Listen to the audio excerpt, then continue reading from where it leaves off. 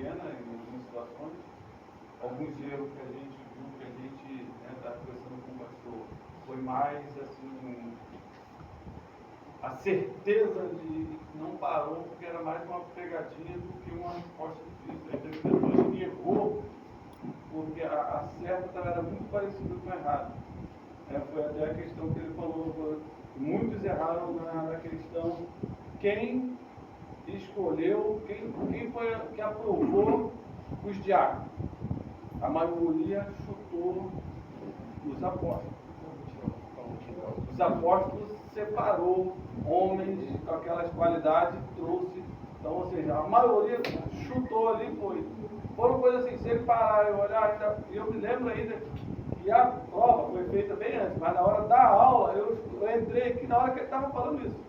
Eu falei, pô, foi assim, é coisa de detalhes, né? Que a gente tem que ficar atento nos detalhes, porque a prova está muito fácil, bastante pessoas tiraram 10, 8, assim, as notas foram legal, mas vamos ficar atento nos detalhes do que ele está falando, entendeu? O detalhe não entendeu na apostila, pergunta, entendeu? Então, para a gente conseguir ter aquele êxito que a gente espera, que o Cristo está sendo uma bênção e vai continuar sendo uma bênção, amém? Então, vamos estar orando, soberano Deus, Pai, te damos graças pela oportunidade de estamos aqui, Senhor, nessa noite, que seja uma noite de aprendizado, uma noite, Senhor, de comunhão, que ainda, Pai, que podemos entrar aqui com o pensamento, mas através do conhecimento, do estudo, possam quebrar o conceito de algo, Senhor, que talvez já aprendemos, mas viemos aqui, Senhor, com a nossa mente aberta para aprender e descobrir conceitos, ó Pai, e talvez nos impede de avançar, de ser aquilo que o Senhor tem feito, para que nós vivemos na Tua plenitude, exercer, Senhor, esse ministério, Senhor, na capacidade que o Senhor tem nos dado. Que não venha, Senhor, deixar que nenhum preconceito, Senhor, nos impeça, Senhor, de ser diácono, de ser sal na Tua casa, com excelência, Pai, com amor, com dedicação, é o que eu te peço em nome de Jesus. Amém. Irmãos, só aproveitando, falei com o pastor, foi me perguntado se poderia aumentar 30 minutos na aula. Ponto. Quando eu passei, era de 7h30 às 9h. Eu falei com ele, se for por unanimidade, a gente faz 9h30. Se não for por unanimidade, tiver um que fala não dá, porque eu tenho um compromisso, eu já tenho, saio daqui, vou buscar minha filha ou minha esposa na faculdade, vou buscar não sei quem, então para mim não dá 9h30. E a gente não quer que ninguém saia daqui e deixe de aprender um conteúdo, deixe de fazer uma prova. Se tiver por unanimidade, a gente coloca 9h30. Se não, a gente continua de 7h30 às 9h. Não vou nem perguntar quem quer até 9h30. Tem alguém que fica impossibilitado de ficar até 9h30? Tem alguém? Se tiver, pode falar, não, para mim não dá, ok, eu vou manter 9 horas, porque o tratado foi 9. Para mim mexer é só se eu tiver unanimidade de todos. Porque assim eu penso, porque aí ninguém pode falar nada. Certo? Tá de acordo? Fechou 9h30. Pode ser Jesus, irmãos? Amém. Graças a Deus, mais uma terça-feira que estamos nós. Cumprimenta esse irmão do seu lado, fala que bom que você veio. Que bom você veio. É isso aí, cada um de vocês travaram uma guerra no seu trabalho, né? Cansativo durante o dia. Alguns de vocês vieram direto, né? Poucos passaram em casa. No resumo, todos nós guerreamos hoje, pela bondade de Deus aqui estamos. Que Deus em Cristo seja glorificado pela vida dos senhores. Aula 3 é o assunto dessa noite. Então, todos vocês podem ficar até 9h30, né? Então, tá bom. A aula de hoje eu acredito que ela é a mais rápida de todas. Eu já olhei a apostila toda, obviamente. E acredito que a aula 3 é a mais rápida de todas porque ela tem como finalidade, por exemplo, vamos olhar a aula 3, objetivo da aula. Quem pode ler o objetivo da aula? As funções de diácono na igreja local. Entende? Então são coisas que vocês já fazem, tá?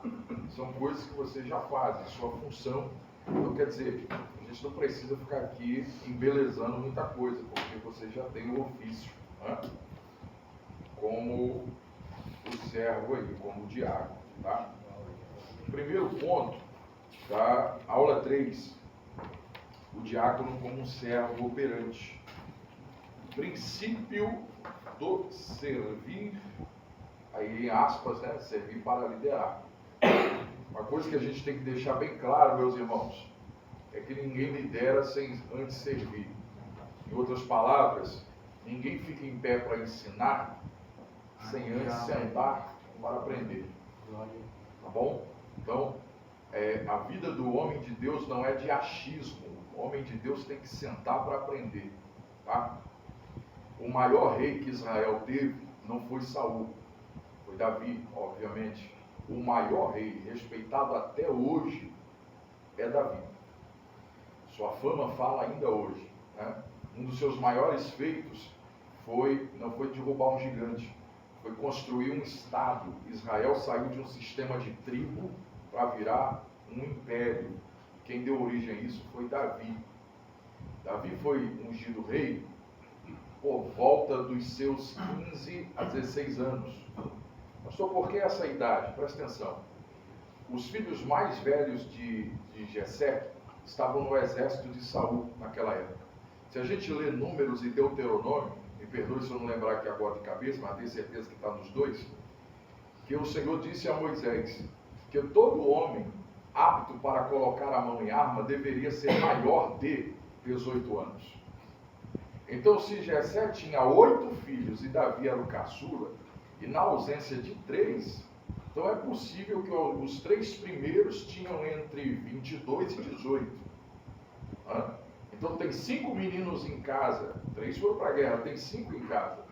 Desses 5, Davi é o último. É possível que Davi tinha de 15 a 16 anos. Olhe lá se não tivesse 14, no dia que o óleo desceu sobre a cabeça dele. Sabe com quantos anos ele sentou no trono de Israel? Com 30. E a unção desceu na cabeça dele por volta de 14 anos ou 16 anos, nessa média. E só com 30 ele vai ao trono. O que ele ficou fazendo esse tempo todo? Ficou sendo treinado. Filho. Sabe quem treinou ele? Saul. Como? Tentando matar ele um dia após o outro. Então, toda a perseguição, já falei isso aqui semana passada, se não me falha a memória, e provação, não é do diabo, é Deus treinando a gente. Entende? Então, o diaconato é um treinamento. É um treinamento. Sabe? A gente precisa ter isso em mente. O que nós estamos fazendo faz parte do nosso treinamento. E a gente precisa ser provado para ser aprovado. Entende? Então, Davi passou aí esse tempo todo até ser aprovado por Deus. No resumo, é preciso entender que para eu liderar um dia, eu preciso servir sempre. Eu preciso servir sempre. Davi foi um bom rei, que liderou bastante porque serviu muito, né? E serviu com responsabilidade. Ainda aí, o diácono, como servo operante, disponibilidade e produtividade. É de suma importância que o homem de Deus, que o diácono, tenha disponibilidade. Né?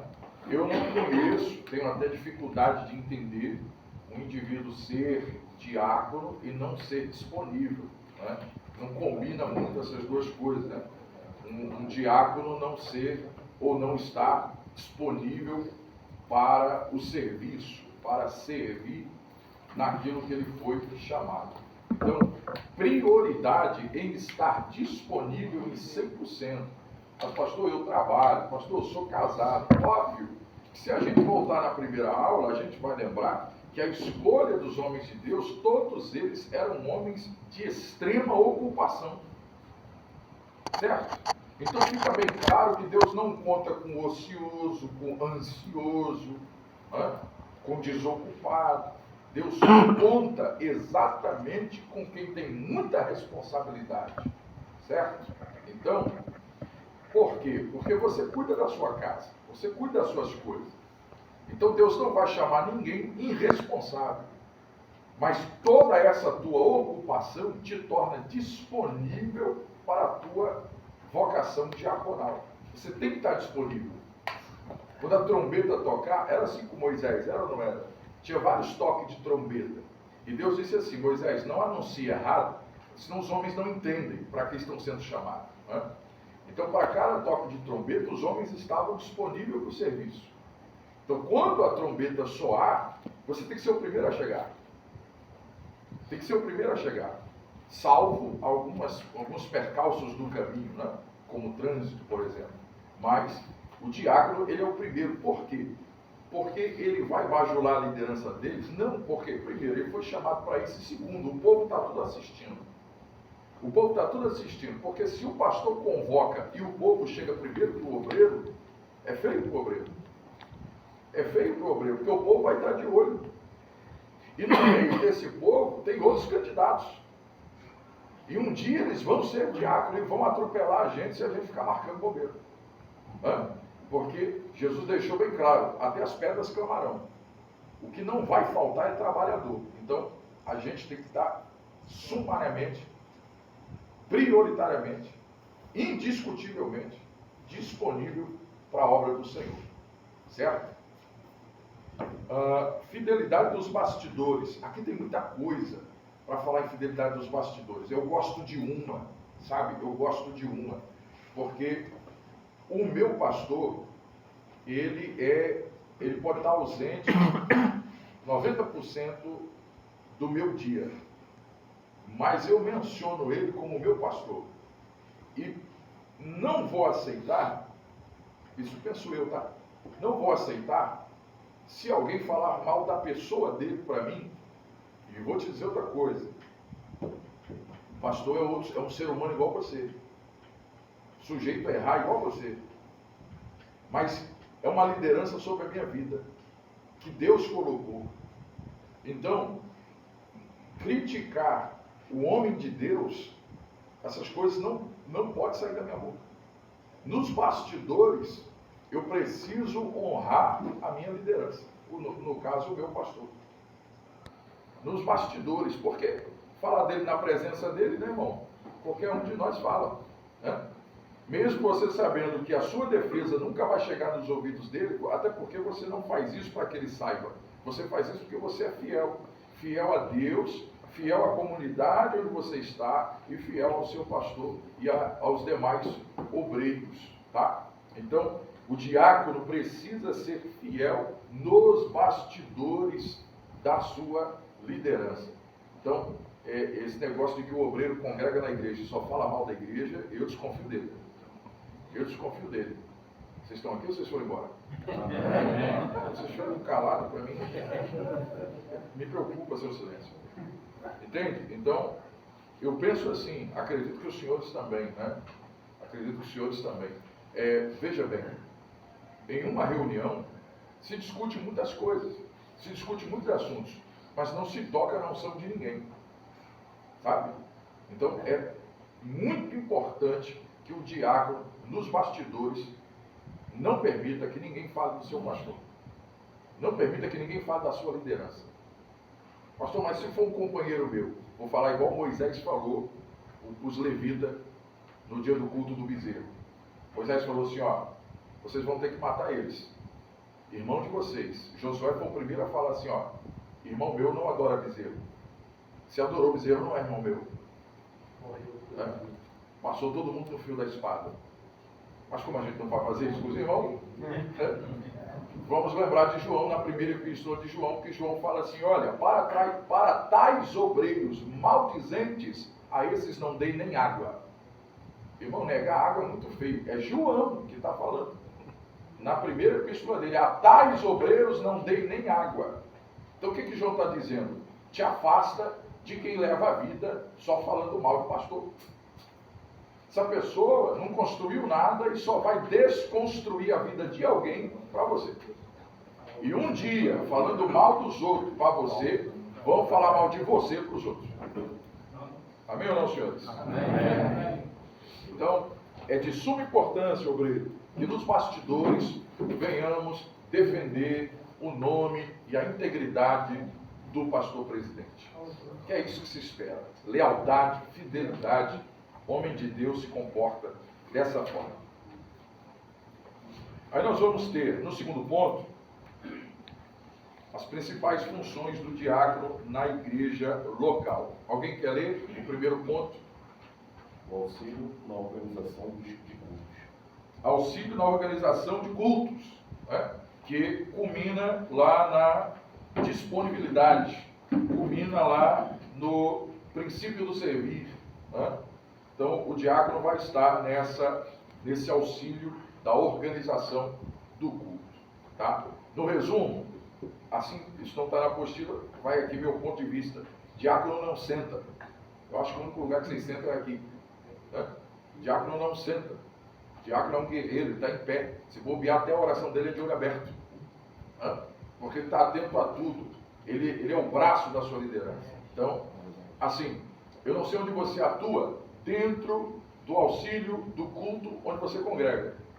Mas que você tem que estar de olho no púlpito é imprescindível. Porque alguém pode querer falar com você, alguém pode estar vendo que você não está vendo. Então você tem que estar sempre atento a tudo. Né? Então, esse auxílio em organização, nas organizações do culto, começa daí. Né? A disponibilidade, a pontualidade, a organização das coisas, né? Como era no tempo de Moisés, né? O levita sempre deixava tudo muito bem organizado para a hora do culto, entendendo que aquele ambiente era um ambiente sagrado, que precisava estar impecável para a hora do culto. Tá? Muitos de vocês podem trabalhar ali na primeira porta, e ali na primeira porta, eu penso assim, né? Que a recepção, ela diz muito para quem nunca veio, nunca foi na sua igreja. Né? A recepção diz muito. Então, você apertar a mão de alguém com um sorriso no rosto, né? Conduzir alguém até o seu lugar de assento, com muita maestria, com muita educação, com muito bom humor. Né? A parte do senhor não pode ser pastor. Né? Pastor, irmão. O que passou que eu não vi? Não. Então, isso também é ajuda, é auxílio. Porque você deixa a pessoa que está chegando muito bem, ela vai dizer assim, caramba, olha, até na recepção eu já me senti bem. Né? Então, isso culmina aqui nessa situação de auxílio na organização do culto. Jesus deixou bem claro que o servo ou o diácono que só faz aquilo que manda, ele é inútil. Como é assim? Porque se você esperar o teu líder chegar para dizer o que precisa ser feito, então para que você está lá? Já parou para pensar? É claro que isso não é você, eu só estou te vacinando. Né? Então, isso precisa estar bem vivo na nossa mente. Eu sou fundamental no auxílio do culto, ou da organização dos cultos da minha igreja. Tá bom? Apoio logístico em reuniões e eventos. Esse apoio logístico também é de fundamental importância que o diácono esteja. Por quê? Porque vai envolver peso. Né? Vai envolver peso. Eu preguei num congresso que eu costumo fechar a igreja dos surdos. Eu chego lá e só saio quando as últimas pessoas saem. Vou pregar num congresso de mulheres. Aí tinha que tirar as cadeiras do lugar, porque era um lugar aberto, tinha que levar para dentro. Então, você acredita que as mulheres estavam carregando cadeira, que os homens tudo envolvidos, conversando e tal? Não era a minha igreja, então eu fiquei só observando assim, eu cutuquei minha mulher para ela ver, as mulheres tudo, sabe, correndo, um pro lado, outro trabalhando. E os homens na gaiatice, conversando. Fiquei olhando assim, eu falei, gente, né? Eu me sentiria mal, né? Porque eles estavam ali, eu sei que eram diáconos, porque estava todo mundo muito bem trajado com seu crachá e tal, tudo mais. E fez mal para as mulheres? Não, obviamente que não. Eu acho que elas fariam 100 vezes aquilo, mas fez mal para os homens, que poderiam ter dado um braço nesse apoio logístico. Então, não deixa ninguém meter a mão no seu trabalho. Não deixa, não deixa. Deixa te ajudar, te substituir não. Tá? Porque faz parte da sua função como um diácono. Falei na primeira aula, vou repetir. O diácono tem autoridade do céu para pregar. mas ele foi chamado para servir. Porque tem gente na mesa, quem? Os apóstolos. Tá? Nas duas mesas, a mesa dos apóstolos e a mesa dos diáconos, que era servir quem precisava. Então esse apoio logístico aí, reunião e evento, ligado em 120, em 220, para que tudo corra bem e o nome do Senhor seja glorificado. Tá bom? Alguém quer falar até aqui? Então, para mim, é que vocês estão entendendo muito bem o que eu estou falando, né? Apoio logístico, eventos e reuniões. Ou reunião e evento. A administração de oferta e ajuda social. Administração de oferta. Aqui está falando de administração, mas eu quero começar um pouco antes da administração. Como assim? Penso eu que ao longo da vida eu fui ensinado dessa forma. De que forma? Diácono ou obreiro em qualquer instância, né? Mas o diácono é o princípio dessa vocação, podemos dizer assim. Se ele não for dizimista e ofertante, ele não pode fazer muitas coisas. E aqui fica a minha opinião como eu fui ensinado. A igreja de vocês aqui, ela tem o seu regime interno, ela tem seus costumes, dos quais os senhores estão muito bem inteirados. Mas eu fui ensinado que se eu não sou dizimista, que se eu não sou ofertante, eu não posso nem colocar a mão na cabeça de alguém para orar. Não posso. Ah, mas eu dou o meu dinheiro e eu não vejo acontecer. Mas não é você que administra. Então você não vai ver acontecer mesmo. Né? Porque presta atenção, se eu venho na direção de Deus com o intuito de que seja me dado um parecer de tudo que eu estou dando, então eu vou falar igual o Paulo falou, é uma dívida, não é uma graça. Eu estou dando porque eu quero que me seja dito o que está sendo feito. Bom, existe toda uma administração, né? Todo um planejamento para que no fim você saiba de muita coisa que a sua igreja está fazendo. Mas se o seu primeiro passo é esse, eu acho que já foi reprovado tudo que você tentou fazer. Olha o que Paulo diz. Porque você pode não aceitar o que eu estou falando aqui, mas então a gente tem que ouvir o apóstolo Paulo. Nem você nem eu. Vamos ouvir Paulo.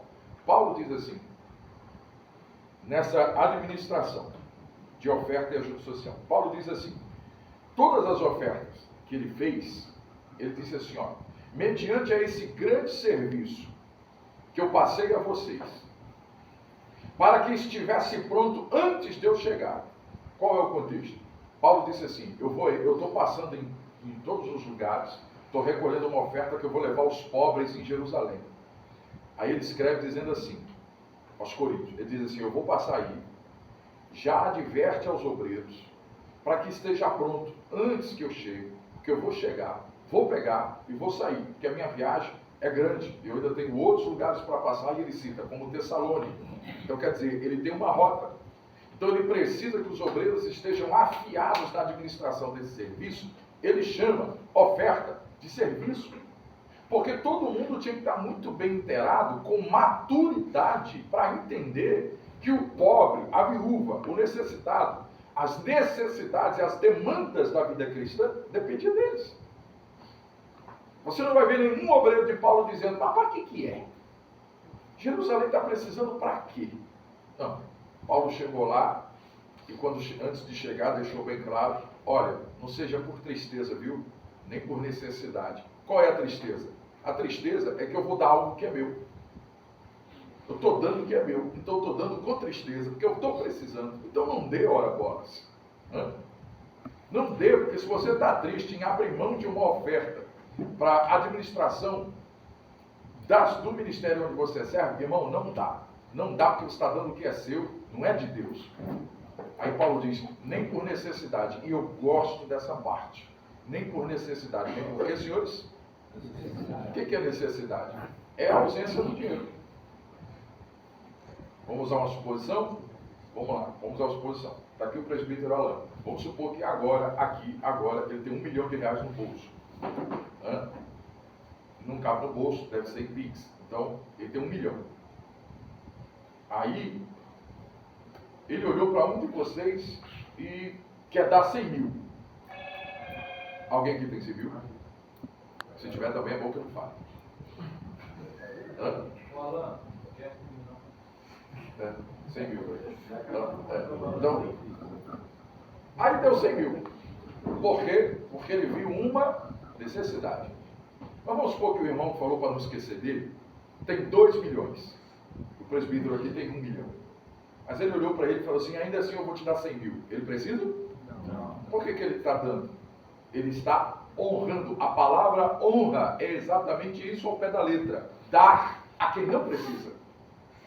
Deus precisa do nosso dinheiro?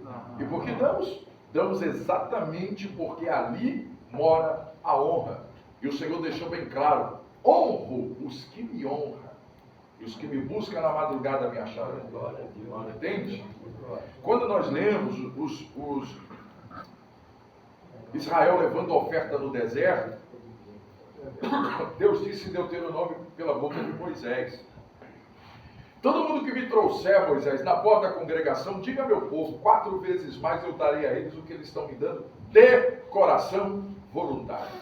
Senhores, coração aberto na hora de mexer com dinheiro, dando para Deus.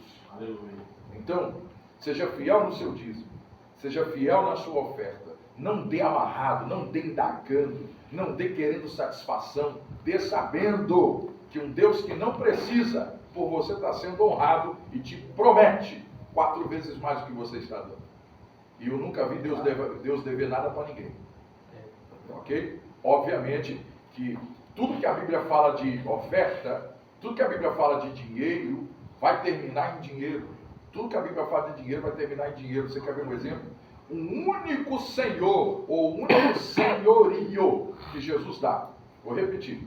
Um único senhorio que Jesus dá na Bíblia para o dinheiro. Quando ele diz, não se serve a 2 senhores. É a única vez que ele diz que alguém é senhor ao lado dele. No caso, tendo que escolher a quem servir. É a única vez que Jesus fala isso. Por quê? Porque se eu deixar, eu sou servo do dinheiro. Se eu... Quem falou? escravo. Exatamente, um escravo do dinheiro. Então, mamão. é isso. É isso aí. Então, o que acontece? Você, não importa quanto você ganha, nunca vai ser o suficiente, sua vida nunca vai ficar administrada. Por quê? Porque o dinheiro não te serve, você serve o dinheiro. Entende? Mas quando você é dizimista e ofertante, quando que é isso? Isso quem me ensinou foi minha mãe e meu pai, não foi meu pastor. Quem ensinou isso foi minha mãe e meu pai. Vai chegar na sua mão o suor do teu trabalho.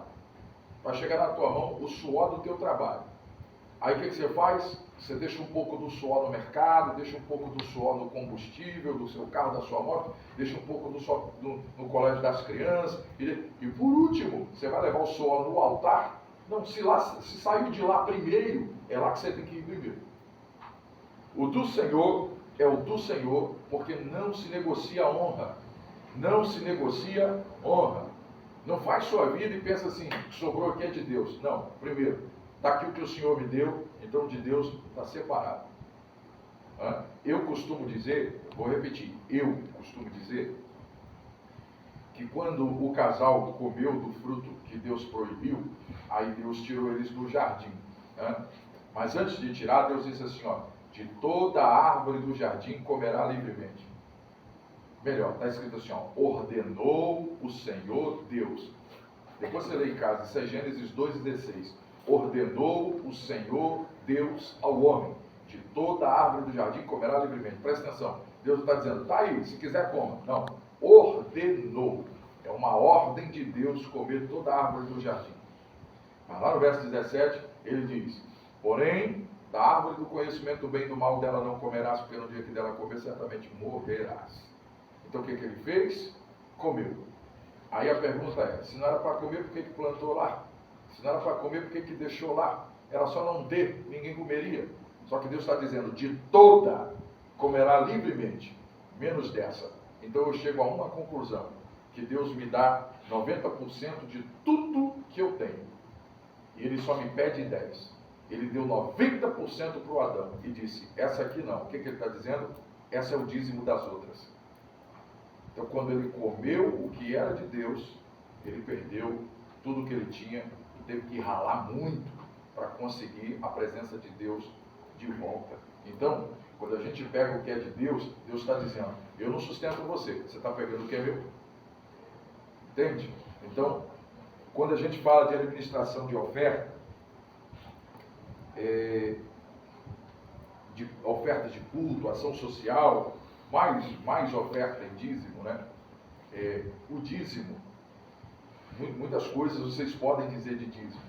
Eu gosto da vida de José, quando chega o período da fome. Depois você lê esse texto, é muito bonito esse texto, ali, Gênesis, depois do capítulo 40, quando chega o período da fome, você vai encontrar escrito assim, ó, que quando a fome chegou no Egito, melhor, antes que a fome viesse, na abundância, aonde, senhores? Abundância. Muita grana, dinheiro, estava tudo bem, graças a Deus, não tinha tarifa de 50%, tá entendendo? Estava tudo muito bem, nada que vinha de fora era tarifado, estava tudo legal. O que o José fez? José encontrou o trigo a preço de banana. Ele comprou tudo. Ele comprou tudo. E mandou o faraó levantar um celeiro maior e botou tudo centralizado no Egito. Ele comprou todo o trigo quando tudo estava a preço de banana. Quando veio a fome, o preço subiu, acabou o trigo, todos os egípcios vieram a ele e falou assim, ó, pode ler, você vai encontrar assim, ó, por que morreremos nós diante do meu Senhor? Dá-nos de comer. José disse, você tem dinheiro? Tem. Ele disse, então eu vou dar trigo a vocês pelo dinheiro. Aí deram todo o dinheiro para ele. Aí ele deu trigo para todo mundo. A Bíblia diz, e no ano seguinte, ou seja, ele abasteceu o povo por um ano. No ano seguinte voltou o povo e disse, por que morreremos nós diante do meu Senhor? Dá-nos de comer. Ele diz, e eles disseram, mas não há mais em nós dinheiro. O José disse assim, tem rebanho? Tem. Então me dá o rebanho que eu dou trigo. Aí todo mundo encheu ele de gado, um monte de coisa, né? Um ano depois, eles voltaram, porque foi 7 de fome, né? Um ano depois, no segundo ano, no terceiro ano. Por que vão morrer na tua frente? Dá-nos de comer. José disse assim, eles disseram, não tem dinheiro nem rebanho. José disse, tem terra para que eu bote o rebanho que agora é meu? Tem, então me dá a terra que eu não trigo. Olha, José, até ontem estava na cadeia. Até ontem era presidiário. Aí, ele botou lá o rebanho. Um ano depois o povo volta e diz, por que morreremos nós na frente do meu Senhor? Dai-nos de comer. Não há em nós dinheiro, não há em nós rebanho, não há em nós terra. José disse, trabalha para mim. Aí todo mundo vai trabalhar no que era seu um dia, para não morrer de fome. Aí a Bíblia diz, e José colocou na mão de Faraó todo o dinheiro do mundo antigo, do Egito. E Faraó perguntou a José, o que eu vou fazer com isso? E José falou assim, ó, todo mundo agora é teu. Eles são teu por propriedade, não são mais moradores do Egito, são teus servos, faz o que você quiser. Eu negociei. Ele deu tudo na mão do José e disse, não, continua, eu não sei nem o que fazer com isso aí. Aí ele disse assim, então dou um conselho para o meu senhor, devolve 80% para eles, inclusive a vida deles. Mas se é tudo meu, agora você quer que eu devolva 80%? Me dá um bom motivo. Ele diz, trabalharão eles com mais alegria, sabendo que o Senhor é misericordioso e devolveu 80% que eles tiveram que negociar. Aí tá bom, então vai lá e faz isso. Aí José devolveu. Sabe o que o povo diz? Misericordioso é o Senhor, dono das nossas vidas, nos devolveu o nosso prazer. 80% voltou para a mão do povo. Aqui José é um tipo de Jesus. Por que Jesus é melhor que José? Porque Jesus devolveu 90, José devolveu 80. Então, irmão, sua vida é de Deus, seu emprego é de Deus, sua roupa é de Deus, sua casa é de Deus, seu carro é de Deus, sua moto é de Deus, seu fôlego de vida é de Deus. Nada do que você tem é mérito seu. Aí sabe o que ele fez? Devolveu tudo para você. Falou assim, eu quero só 10%. Para que o senhor quer 10%? Porque olha o que José fez. Ele devolve 80%. E José falou assim, ó, vindo o ladrão roubar alguma coisa de vós, os 20% garante que o faraó mandará os seus soldados para livrar vocês do salteador. Então ninguém atacava o povo do Egito porque sabia, faraó retém 20% do produto bruto desse povo, eu tomo desse povo, ele manda gente atrás de mim, vai me matar, eu não vou mexer em nada disso. Então por que a gente devolve 10% do nosso dízimo a Deus? Para dar um recado ao demônio e aos seus discípulos. Pode olhar para a minha finança e ver que está faltando 10%. Sabe por quê? Porque eu tenho um Senhor. Se você roubar de mim, Ele vai me garantir vingança. É Ele que vai atrás do meu prejuízo, não sou eu. Então, queridão, o seu dízimo está dando um recado para o mundo espiritual, que você é bem guardado, que você é bem protegido, e tudo que você tem não vem do seu bolso, não vem da sua conta, vem do trono de Aleluia. Deus. Aleluia. Vem da boa mão de Deus. Então, essas guerras de tarifa nos preocupam. É verdade, somos seres humanos. Mas o nosso Deus não é o dono, não é o regente do Banco Central. O nosso Deus não mora em Miami, no maior banco do mundo. Ele deixou bem claro há milênios atrás: eu sou dono de todo o ouro e de toda a prata. Eu dou a quem eu quero e eu tiro de quem eu quero. Então, confie em Deus, que você não vai ver faltar na tua mesa, nem no teu bolso. Confiando nas palavras do grande rei Davi. Eu um dia fui moço, hoje eu só sou bem velho. Eu nunca vi justo ser desamparado. Ó, presta atenção. Eu nunca vi assembleiano ser desamparado. Não, eu nunca vi justo ser desamparado. Nem sua descendência pedir esmolas. Então, se você for justo, independente de uma placa de igreja, se você for justo, como é que é justo? Você sendo um dizimista e um ofertante fiel ao Deus Todo-Poderoso. Aleluia. Nada vai faltar a nenhum dos senhores. Amém? E tendo a oportunidade, pregue, ensine que o dízimo e a oferta é tudo isso que você acabou de ouvir e muito mais, com certeza. Amém ou não, senhores? Amém. Alguém quer falar? Não? Eu queria beber água com vocês. Não pensem em falar. Aí, Eu viu? esqueci de trazer lá. Então, ninguém quer falar? Meu Deus. Administração de oferta e ajuda social. Essa ajuda social é aquela visita que leva uma cesta básica, que é aquela visita, né? Que vai orar por alguém que não dá ibope nenhum. Está entendendo? Aquela visita que ninguém quer ir. Por quê? Porque não traz aplauso, não traz elogio. Mas essa é a missão do diácono. Queridos, nós trabalhamos para Deus. Obviamente que respeitamos o homem de Deus que está acima de nós, mas nós trabalhamos para que o nome do Senhor seja glorificado, não o nosso. A glória não é nossa, é de Deus. Entende? Então, trabalhe bem, porque como a gente já viu no primeiro ponto, trabalhando bem, um dia vamos liderar bem, para a glória de Deus. Ok?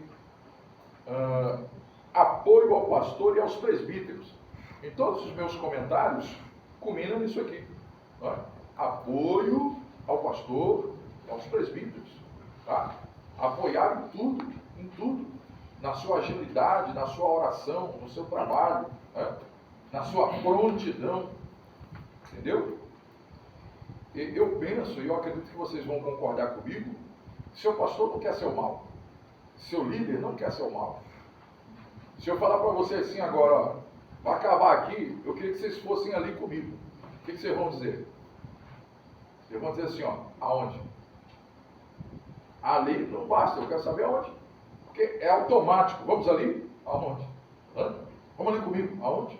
Hã? É automático. Mas o diácono, que daqui a pouco eu vou ler um texto bíblico, fica tranquilo, mas o diácono, ele é esse homem. Diácono é assim, sim senhor. Vai ter uma hora que você não vai concordar com alguma coisa porque você não está entendendo essa coisa. Mas no âmbito da execução do serviço, você não fala. Vai dizer assim, sim senhor pastor, fiz. Numa oportunidade, pastor, eu bem fiz, mas eu não entendi.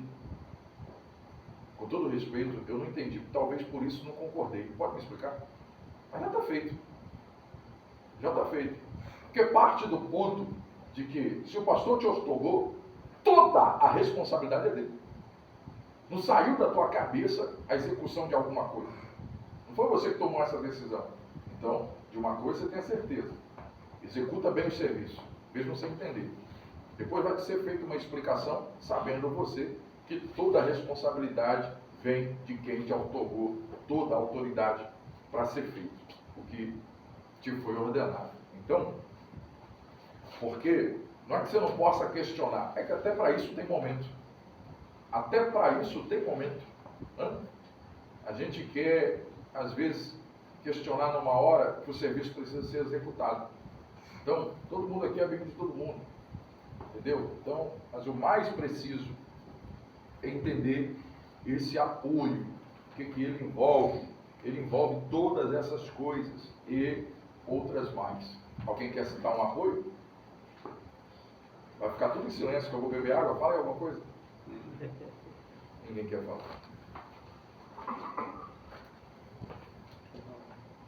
Não? Repito, como falo em todas as aulas, o lugar de falar é aqui. Não é no pode, é aqui. Então aqui você pode falar à vontade, dentro do que a gente está trabalhando. Então vamos lá. Pastor, Oi. falar de tudo junto não apoio, né? Toda essa mensagem, Sim. quando Moisés liderava o povo, né? A gente sabe que tinha tanta preocupação por ser muita gente, e ele liderando. A Bíblia fala que um homem que era para ajudar, ele contradiu contra ele. A Bíblia fala assim, Corá, né? Era para apoiar ele, não apoiou. Por querer fazer melhor do que ele.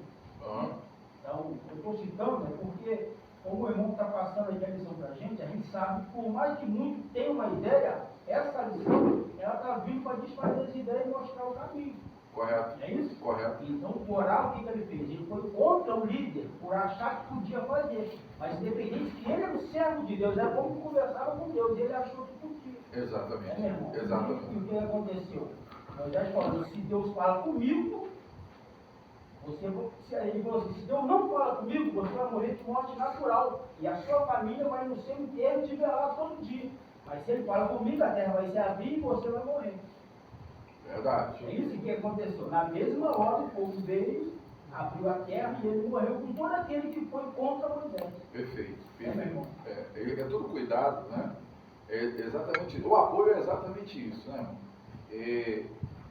A língua do homem de Deus, do obreiro, ela pode ser maldizente, né? Por muitos motivos. Eu vou dar um bem simples.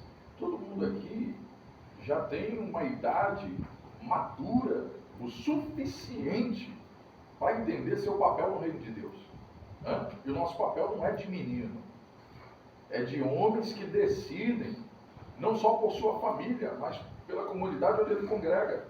Você é uma luz. Tem gente que você não conhece, mas te observa. Sabia disso? Observa a tua conduta, a tua moral. Tem um irmão aqui, ele congrega aqui. Eu não sei se ele é daqui. O que trabalha ali na padaria. Ele é daqui, tá certo? Isso, de frente do mercado. Ele é da sede? Ele não é obreiro, não? Não, né? Eu não sabia que ele era daqui. Eu vou sempre naquela padaria ali. Quando eu não vou, meus filhos vão. Aí um dia desse eu fui na padaria. Aí eu falei para a moça, vai sair pão agora?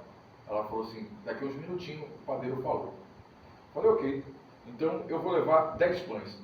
Lá de dentro ele falou, pastor! Eu olhei para trás, né? Vai que é com outra pessoa. Aí eu fiquei em silêncio, porque eu não sei quem está gritando.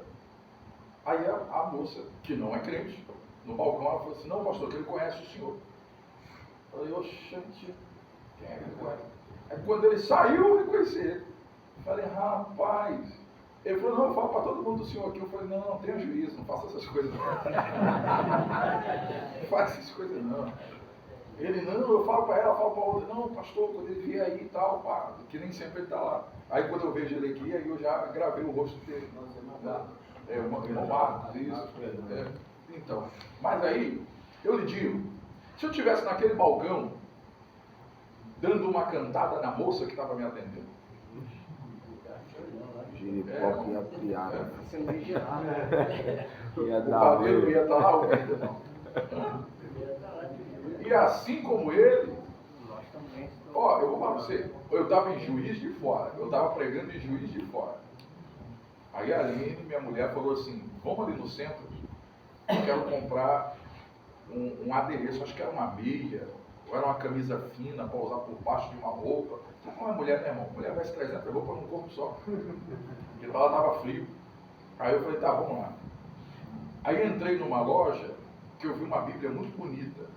Eu comprei? Obviamente que não. Eu só queria ver. Aí entrei. Aí o rapaz falou, não, fica à vontade, tal. Eu falei, tranquilo, irmão, obrigado. Aí peguei, olhei, dei alguma coisa em especial, eu falei, não, só olhou, né? Ele falou assim, você não é o pastor Jair? Eu falei assim, gente, falei, sou eu, depende, né? Eu acho que sou eu. Ele falou, não, você não é o Viana? Eu falei, sou eu. Ele falou, eu lhe vi pregando. Eu falei, aqui? Ele, não, no Rio de Janeiro. Eu falei, você me viu lá? Ele falou, sim, te vi lá. Eu fiz assim, uns 5 segundos de silêncio. Eu falei, amém, amém. Ele não fica à vontade aí, coisa e tal, não. Eu falei, amém. Aí de novo, eu pensei, eu falei, se eu estivesse fazendo uma bobagem tão longe de casa? Ninguém ia ver.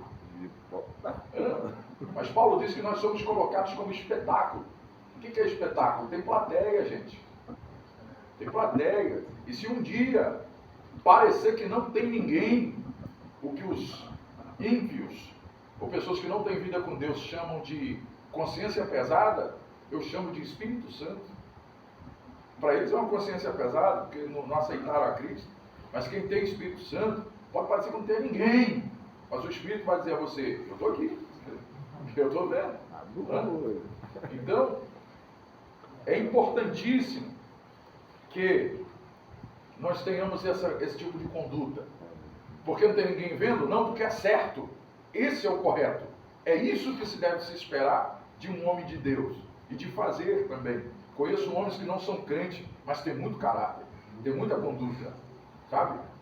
Você só descobre que não é crente, que de repente escorrega uma palavra torta, de repente um comportamento estranho, mas você percebe que ele tem uma palavra só, você percebe que ele é um homem que cumpre suas obrigações, e não é crente. Sabe onde é que ele se encaixa? Se encaixa no que Jesus falou. Jesus falou assim, Pedro, se tua justiça não for maior do que a dos fariseus, de maneira nenhuma você vai entrar no reino dos céus. Por que Jesus falou isso? Porque um fariseu tem 7 dias na semana, ele estuda 6. Ele tem 7 dias na semana, ele jejua 4. Ele tem 7 dias na semana, ele se impõe a ensinar a discípulos particulares 3 dias. Até de uma horta do fundo do quintal ele dá dízimo. Aí Jesus está dizendo, se você não for melhor do que isso, você não entra. Pedro disse, falou, como é que é? Esses caras já são o que são, e eu tenho que ser melhor. Sim, você tem que ser melhor. Pedro falou, por como? Aí, dízimo de quanto? Ainda dá detalhe da horta do dízimo do homem. Aí Pedro disse, como eu posso ser melhor do que ele? Aí Jesus sorrindo explicou, porque eles não creem em mim. Você crê. Sem crer em mim, eles fazem assim. Mas você crê em mim, então você tem que fazer isso e muito mais. Então, senhores, tem muito homem aí que não é homem de Deus, mas tem muita conduta. Nossa justiça tem que ser melhor do que a deles, porque a gente crê em Deus. Sendo sempre uma luz, um holofote nesse mundo para guiar aqueles que estão cegos para o caminho de Cristo. Pastor, em nome de Jesus, pode falar. O senhor falou sobre, no caso, o apoio ao pastor e aos perdidos. Sim. A impressão também que tem muito obreiro que muitas das vezes a sua liderança, pastor, presbítero, ou que seja, diz para ele, na realidade ele não está vivendo aquele ex aqui, né? Sim. E diz para ele assim, ó, a partir de hoje você vai assumir isso ou fazer isso dentro da casa do Senhor. Sim. E muitos até dizem assim, não, eu não vou fazer isso. Entendeu? Que a liderança ele já enxergou nele, entendeu? A capacidade para assumir aquilo. Eu vou falar para o senhor assim, um caso que aconteceu comigo. Hoje eu estou dando aula de escola dominical lá na igreja, mas a minha esposa, se ela estivesse aqui, ela estava rindo na minha cara. Nós ficamos ficamos com um professor que está aqui também, que é o Rony, aqui. E quando a minha liderança me chamou, eu falei para ela que assim, eu não quero escola dominical.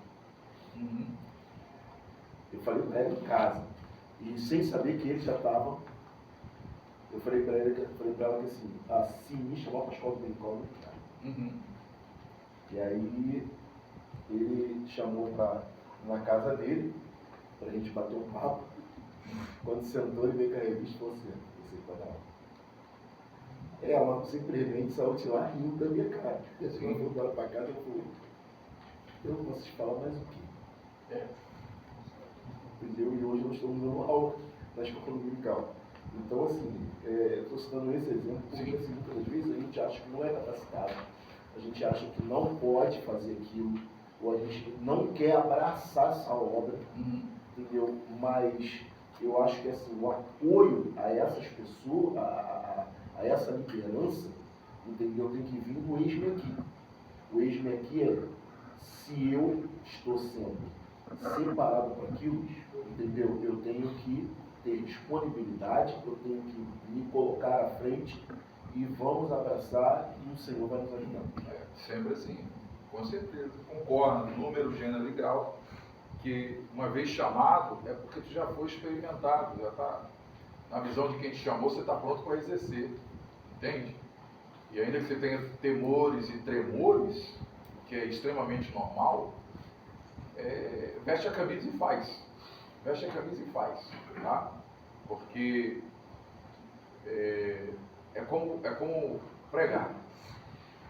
Pregar a palavra de Deus. Eu faço isso desde que eu me entendo por gente. E toda vez é como a primeira vez. Por quê? Porque tem temor. O temor te faz tremer, te faz dar um nervoso. Aí depois que você engata ali a primeira, segunda, terceira, acabou. Aí Deus já está te usando mesmo, e ponto final. Mas é prática, sabia? A pregação não é um dom. Daniel disse que o dom é o conhecimento e a ciência da palavra. Esse é o dom. Agora, pregar é um sermão, é a arte do sermão, é você saber falar em público. Entende? O meu professor de 2007, ele falou que se você desse um sermão bíblico na mão de Leonel Moura Brizola, ele pregaria como qualquer pregador. Porque ele saberia expor o que estava escrito. A diferença era a unção, o dom. Entende? Então, você tem o dom, você tem que colocar esse seu dom em prática. De que forma? Numa escola dominical, numa saudação, numa consagração, numa pregação, onde te foi mandado, para que você exerça seu ministério, para que você pratique aquilo que te foi chamado para fazer. Porque não tem um diácono para ficar sem fazer nada. Senão não era chamado, olha. Não era verdade. Então, foi te dada essa convocação, veste a sua camisa, aceita o desafio. Eu tenho certeza que Deus vai honrar o nome dele na tua vida e a obra vai ser feita e o corpo de Cristo vai ser edificado através do seu ofício. Amém ou não? Amém. Mas alguém quer falar? Não? Vamos para as qualidades essenciais. Qualidades essenciais. Discrição. Eu gosto dessa. Talvez é a minha número 1. Discrição. O que é isso? Nunca chame atenção para você. Tudo que você estiver fazendo, diácono, nunca chame atenção para você. Quando eu estudava, eu me lembro de discrição porque eu vou revelar segredos, né? Eu era muito extravagante. Eu gostava de um sapato com muitas cores. Hoje eu entendo que é coisa de palhaço. Só Jesus na minha vida, irmão. E tinha que ser da mesma cor do cinto. Hoje, ainda bem que eu não tenho nenhuma foto, porque, olha, eu me excomungaria. Então, essas coisas chamam muita atenção. Então, quando eu comecei a estudar ética comportamental do obreiro, eu descobri que o menos é mais. Que até na roupa o obreiro chama atenção e eu não era atento para isso, você sabia? Não era. Então, Menos mal, né? Porque tem uns que faz para chamar a atenção dele. Aí esses até o diabo se escandaliza, mas deixa quieto. Então, mas gente, a discrição não chama a atenção de nada que você está fazendo para você. Exemplo que eu tomei para a minha vida, sempre que alguém me ensinou, sempre que você for pregar, chame a atenção para a palavra, não para você. Não para vocês. Eu creio no poder de Deus, eu creio nos mistérios de Deus, eu sou pentecostal, acredito nos dons do Espírito Santo. Mas se eu pregar correndo, ninguém entende o que eu estou falando. paro aqui para te edificar na palavra, ou eu sacerdote, 130 sacerdotes e um sumo sacerdote. Aí, Salomão fez uma reunião com todos eles e perguntou assim, ó, quem é o melhor? Os homens fizeram o que vocês estão fazendo agora. Todo mundo ficou em silêncio. Porque ninguém fez essa pergunta antes. Salomão disse, essa é a pergunta, eu quero saber quem é o melhor, porque eu estou levantando algo para Deus que ninguém fez. Então eu quero que alguém muito bom faça uma música muito boa para glorificar o nome do meu Deus no tempo que eu estou fazendo para ele. Aí todo mundo olhou um para o outro, se acotovelou, ninguém achou o melhor, até que o sumo sacerdote disse, tem um, mas pela lei está aposentado. Aí falaram, Asaf. Salomão disse, por que ele é o melhor? O sumo sacerdote diz assim, ó, porque ministrou no tempo do rei Davi, teu pai. Ele disse, chama o velho. Chamaram o homem, aí ele diz assim, não, de fato eu estou aposentado, eu não posso mais exercer. Salomão disse, quem te aposentou? Ele disse, pela lei dos levitas. Ele disse, então a responsabilidade é minha, eu desaposento você. Aí o sumo sacerdote falou assim, com que... Não foi nem autoridade, mas com que... Não é autoridade a palavra correta, mas vamos usar. Com que autoridade você desaposenta ele? Aí Salomão fala, meu pai Davi me ensinou que uma vez ungido, sempre ungido. Então, você vai fazer uma música para a inauguração do templo. A descrição é tanta que a gente nem tem a música. Asaf não chamou para si a responsabilidade, a atenção. Mas ela existiu. Porque se você ler 2 Crônicas 7, ele vai cantar ela lá. Ele vai cantar ela. Todo mundo, a atenção está no rei, porque o rei vai ofertar, sacerdote, profeta. Aí a Bíblia diz que eles cantam. A letra foi passada para todos os homens cantores, instrumentistas estão tocando. Asaf está lá no meio. Aí a Bíblia diz que a glória de Deus encheu toda a casa. E jogou todo mundo no chão. E quando Asaf levantou, ele diz assim, nunca mais se ouvirá que se aposentou o velho Asaf. Depois daquele dia, Asaf voltou ao ofício. Anos mais tarde, escreveu um salmo, se eu não me engano é o 72. É o 72, por quê? Porque ele ficou conhecido como o homem que Deus veio buscar a música. Tem coisa que a gente dá para Deus que ela sobe como cheiro suave. Tem coisa que Deus se apaixona tanto que ele desce para buscar. Então, você não vê a letra da música, você não vê a composição, a melodia, a posição do Asaf discreto, que toda a atenção ficou no templo e na glória de Deus. Então, isso para não citar Jesus, né? O mais discreto de todos. Mas eu acho que Jesus tinha um jogo de marketing. Isso é um troço da minha cabeça, mas eu tenho quase certeza. Jesus tinha um jogo de marketing só dele. Ele curava e dizia, não conta para ninguém. O cara se ele contou para todo mundo. Eu acho que ele queria que o povo soubesse, mas só tinha um jeito do povo saber, é dizendo, não conta para ninguém. Você pode ver que quem ele não falava nada, por exemplo, lembra do leproso? Jesus disse assim, ó, vai e mostra-te ao sacerdote. Mas ele foi e fez, e depois daquilo ninguém soube. Ninguém veio a Jesus por aquele leproso.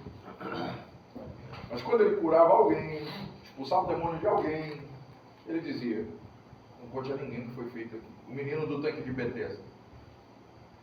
Ele falou assim, ó, levanta e anda, e Jesus saiu por aqui, ó. Só quando indagaram ele, disse, quem te mandou levantar e andar? Ele disse, rapaz, você sabe que eu nem o nome dele eu perguntei. Porque Jesus não puxou glória nenhuma, discreto a vida inteira. Irmão, faz a obra que te foi confiada, sem querer glória para você, discreto ao extremo, sabe? Por quê? Porque no momento oportuno, o nome do Senhor vai ser glorificado sobre sua vida. Não é seu nome sendo glorificado, é o nome do Senhor na sua vida. Aonde? Em todo o trabalho que você fizer. Então, eu amo a discrição. Eu sempre vou atuar com muita discrição, porque a glória é sempre de Deus. Responsabilidade, eu vou pular, porque não é possível, a gente tem que comentar responsabilidade, né, irmão? Pelo menos não para a gente aqui, né? A gente sabe que tem homem irresponsável, mas o espírito voluntário, ou seja, teu trabalho não pode ser por obrigação. Não faça de cara amarrada, obrigado, ou porque fulano está vendo. Querido, é a sua função. Ame o que você está fazendo. Ame ser diácono. Ame isso. É a função que você foi chamado para desenvolver na obra de Deus. Sabendo que o teu trabalho não é vão no Senhor. Então põe amor em tudo que se faz. Por quê? Porque é como uma semente. Teu trabalho um dia vai brotar, vai dar fruto. E o nome do Senhor vai ser glorificado. Então, não faça por outra coisa que não seja por voluntariedade da sua parte. Não faça. Tá bom? Humildade sempre.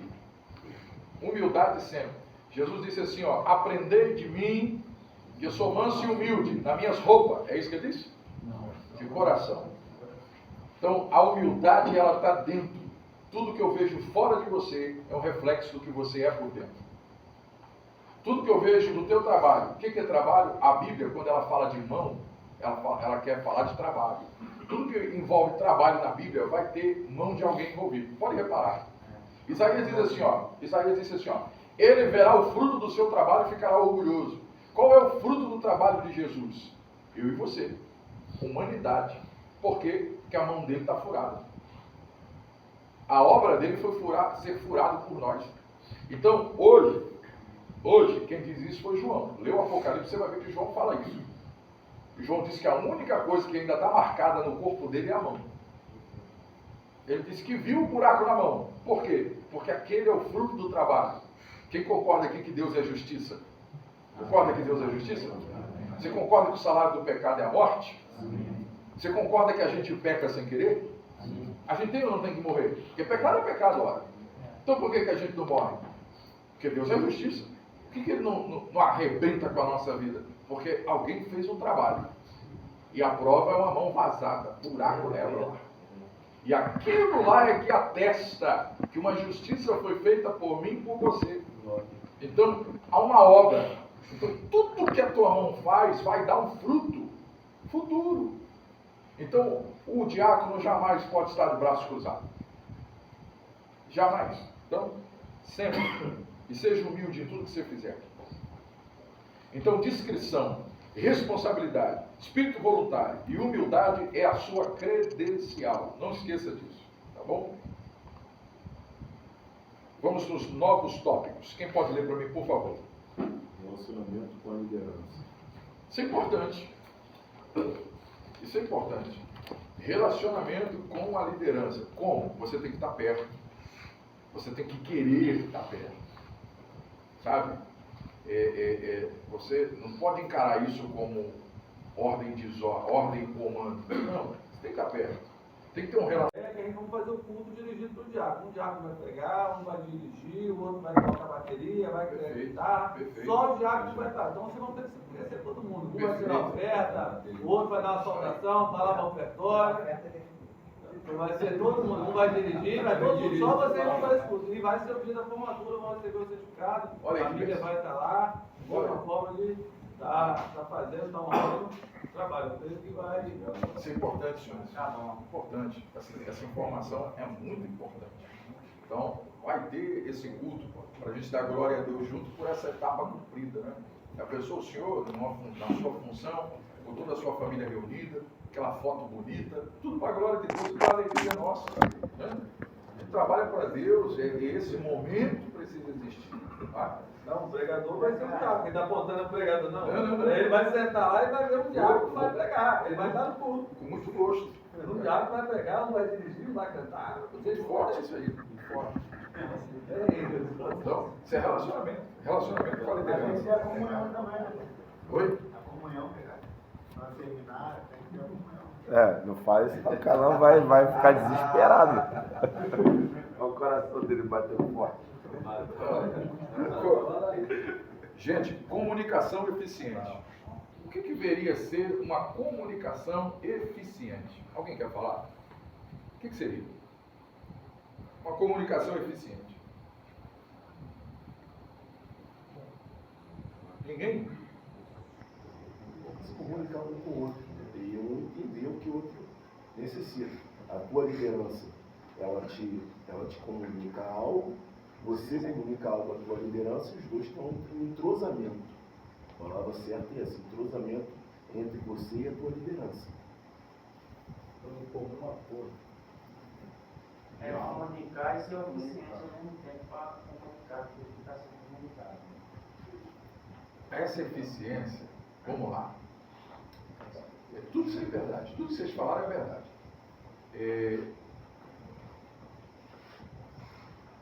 Como é que eu posso dizer? Você comunica com eficiência. Eu estou tentando lembrar, eu tinha. Chegar de uma pessoa, Não, estava na minha mente aqui esse tópico, eu estava esperando chegar aí. Esqueci. bom recebimento, receber.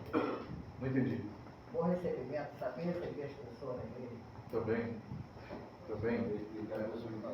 Aí, no caso, a comunicação com eficiência está em, por exemplo, você precisa resolver alguma coisa, você comunica antes a sua liderança, para não deixar na mão também. Também, muito importante, com uma antecedência, verdade, né? Isso é importante. Mas eu tinha um negócio, puxa vida. Eu acho que, Se eu lembrar, eu falo. eu acho que quando a sua liderança comunica algo, e você automaticamente se responda à sua liderança. Porque muitas vezes ela pode te comunicar e você não responder. Aí não fica uma coisa eficiente. Mas quando você responde de volta à sua liderança, Perfeito. Gera Perfeito. um cumprimento. Perfeito. Posso falar? Pode falar. Então, assim, eu creio também, né, que tem muitas pessoas que falam muito, mas no final das contas ele conseguiu transmitir pouco. Né? Tem muitas palavras, mas assim, transmitiu pouca coisa sólida, que dá entendimento. Às vezes a pessoa falou, e no final das contas ele não conseguiu dizer o que ele queria falar. Misturou tudo um assunto com o outro, ou seja, no relacionamento, numa reunião ou qualquer outra coisa, assim, ter o foco no que está falando, né? Conseguir transmitir. O objetivo é que você entenda o que eu tenho para fazer. Às vezes tu fala tanta coisa roda e tu não conseguiu transmitir o que era realmente para transmitir. Comunicação é falar e entender, né? Você tem que entender o que é Transparência e objetivo, né? Perfeito. Muita Isso. comunicação e pouca eficiência, né? Perfeito. Está valendo também. Pode falar, irmão. Porque toda narração tem a sua função. Boa. Interessante.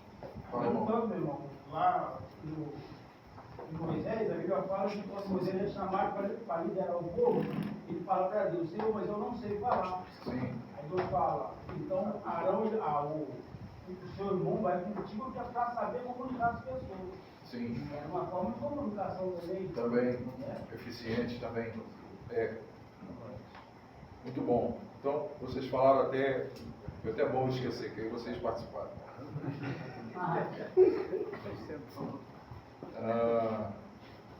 Comunicação eficiente. Como agir em situação de crise? Né? Como agir em situação de crise? É o serviço de um diácono, a marca. Então, quando a Bíblia diz que ela se aproximou de Jesus, é porque ela estava longe. Ela está na mesma casa que ele e não está perto dele. Porque ela está tão ocupada com afazeres, com obrigações, que ela não ficou perto de Jesus. E os afazeres e as obrigações dela, era algum tipo de pecado? Não era. Era coisa boa? Bastante. Mas coisa boa pode deixar a gente longe de Jesus. Por quê? Porque virou uma prioridade. Se a minha prioridade for Cristo, eu vou ser cheio de Cristo. Eu tenho Espírito Santo. Então, o nome de Jesus tem poder, mas o diabo conhece quem tem autoridade. A primeira pessoa, a primeira foto, o primeiro retrato, o primeiro índice, o primeiro aspecto de uma pessoa que não tem Espírito Santo ou autoridade do mesmo é quando ela diz que você não tem. É quando ela diz: eu oro mais do que você. Pode ter certeza, essa pessoa não tem Jesus na vida.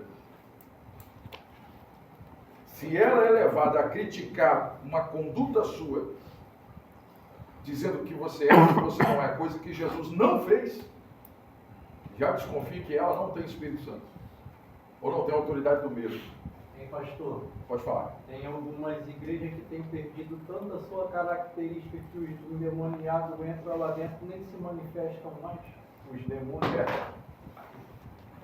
Não é verdade. É porque a igreja que tem a presença, ele fica incomodado, né? Se ele entrar, tem que se manifestar Ele tem que bater em retirada. rapidamente. Pastor, eu costumo pensar, eu voltei, o senhor estava falando sobre Marta e Maria, e eu costumo pensar o seguinte, a palavra ela vem nos falando que, no caso, Marta, ela estava ali nos afazeres e Maria recebeu a melhor parte, isso o texto fala no final. Ela recebeu a melhor parte. Sim. Mas eu costumo sempre pensar o seguinte, que Marta, ela não deixou de receber também. Não, ela Até porque quando Lázaro morreu, que É. Cristo está entrando na cidade, quem é que vai até Cristo? É Marta. Maria ficou chorando. Maria, ela tinha que estar, opa, o mestre está chegando, ele vai resolver. Mas Maria ficou chorando. Marta foi até ele. Mas se tu tivesse aqui, meu irmão tinha morrido. Entendeu? Então, assim, eu acredito que Marta, ela entendeu que o mestre também poderia resolver o problema dela. Uhum. Entendeu? E o que muitas pessoas nesse contexto faz, desculpa, criminalizam Marta. Porque Marta só queria saber dos afazeres de casa, não sei o quê. Mas ela entendeu também. A ocupação dela, como eu falei, era válido, mas onde Jesus está, tanto que tudo que ela estava fazendo era para Jesus. Tudo que Marta estava fazendo para Jesus. Por que ele disse que Maria escolheu a melhor parte? Porque ele está dizendo assim, eu não pedi que você fizesse nada, tudo que eu queria que você tivesse como ela. E eu vim. Entende? Então, para Jesus, naquele dia, tudo que ele queria é que as duas estivessem ouvindo. As duas estivessem junto dele. Entende? Então, o texto que você citou, quando ela vem até Jesus, presta atenção na fala dela. Se o senhor estivesse aqui, meu irmão não teria morrido. Vai ser a mesma fala da Maria. A mesma fala. Ó, se o senhor estivesse aqui, meu irmão não teria morrido. Jesus chora com ela e diz assim, Marta, teu irmão vai ressuscitar. Ela mostra que conhece o texto quando ela diz assim, eu sei, na última ressurreição. Aí ele diz para ela, em outras palavras, se você tivesse me priorizado, você saberia do que eu estou falando. Porque ela diz assim, ó, na última ressurreição ele disse, não, Marta, eu sou a ressurreição da vida. O que ele está dizendo? Se você tivesse me priorizado, essas coisas de mim você teria ouvido. Então, ele abraça ela e diz, me leva até Maria. Você vai ver que no encontro com Maria, ele não fala nada. Por que ele não fala nada com Maria? A Bíblia diz assim, ele chorou junto. O choro dele foi tão alto que os judeus dizem assim. Alguém quer falar? Essa é mais simples do que parece. Pastor, só um olhando aqui, eu sei Sim. que o senhor me pergunta, mas é que me veio uma coisa na cabeça que, assim, o senhor falou anteriormente sobre o estar cheio do Espírito Santo, é o que nós estamos estudando, o diácono tem que ser cheio do Espírito Santo. Certo. E a visão do diácono, nesse caso, ele até tem que enxergar, o senhor falou sobre a expulsão do demônio, certo, e tal, e não só isso, como ele também tem que enxergar antes mesmo do que aconteça o caso, que eu, por exemplo, que vim numa Assembleia de Deus antiga, que a gente já sabia disso, quando entrava aquela pessoa dentro da igreja, o diácono já corria próximo dela, porque ele já sabia que quando começasse a orar, ela caía. Entendeu? Então, o diácono está ali para não deixar ela se machucar, não deixar ela ser amparada sobre uma situação, e hoje a gente ainda continua vivendo isso. Eu, por exemplo, a gente passa por isso, que assim, o senhor falou lá no início sobre a questão das funções do diácono, entendeu? Sobre a questão das funções do diácono, mas a gente aqui, muitas das vezes, nas nossas congregações, não funciona dessa forma. Eu acredito que alguns que são obreiros e diáconos nas congregações não funciona dessa forma. Por quê? Porque muitas das vezes o auxiliar de trabalho ele é aquele que está lá na primeira linha de frente, entendeu? Que é, por exemplo, nosso irmão aqui, vamos citar, que está na primeira linha de frente, que está recebendo o pessoal lá na frente. E como a nossa congregação, nós só temos um presbítero hoje, que é a nossa liderança, ele sempre quer a gente perto da gente, então nós temos 3 diáconos e os 3 estão ali no púlpito com ele. Entendeu? Porque ali ele delega a gente, hoje você vai dirigir o culto, hoje você, entendeu, vai fazer isso, aquilo, e não tirando também da responsabilidade, porque eu sempre falo com ele isso. Falei, Zé, meu lugar não é aqui, meu lugar é lá embaixo. entendeu? Eu tenho que ir lá, tenho que recepcionar, e quando os irmãos, a igreja está cheia, a gente vai lá para fora, a gente recepciona, a gente tenta arrumar lugar, a gente tenta fazer, mas nesse caso, a gente quando está lá de cima, entendeu? A gente consegue enxergar melhor, entendeu? Quando a gente está cheio do Espírito Santo de Deus, óbvio, a gente consegue enxergar melhor quando o diabo vai tentar atuar dentro da igreja e ali você poder descer e repreender em nome do Santo. Nome do Santo do Senhor Jesus Cristo. Sim. Entendeu? Porque assim, eu já cansei de ver a coisa que às vezes a nossa liderança, não foi só que não. Em outra igreja que eu frequentei, que eu estava lá em cima do altar, entendeu? Eu lá de cima, eu enxerguei coisas que o pastor não viu. E eu cheguei para ele e falei assim, pastor, lá na penúltima fileira, fulano de tal, enxerga no olho da fé, o senhor vai ver. Quando ele olhou, ele falou assim, meu irmão, ele pegou o microfone, está repreendido no nome de Jesus, então não sei o que. A gente já correu e desceu fora. Então a pessoa foi liberta.